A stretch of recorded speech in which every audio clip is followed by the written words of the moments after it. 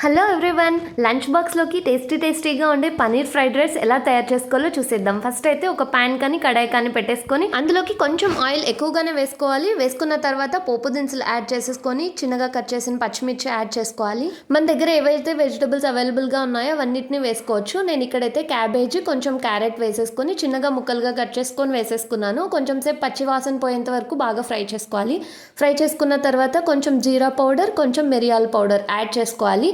ఇందులోకి పన్నీర్ కూడా చిన్న పీసెస్గా కట్ చేసుకొని యాడ్ చేసుకుంటే చాలా బాగుంటుంది. ఈ స్టేజ్లో సాల్ట్ కూడా యాడ్ చేసుకోవాలి. క్లిప్ మిస్ అయింది.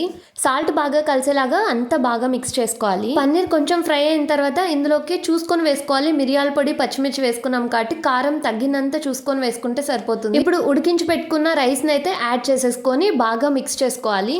ఇందులోకి ఉడికించిన బాస్మతి రైస్ వేసుకున్న చాలా టేస్టీగా ఉంటుంది. బాగా మిక్స్ చేసుకొని సర్వ్ చేసుకోవడమే. Tasty paneer fried rice ready.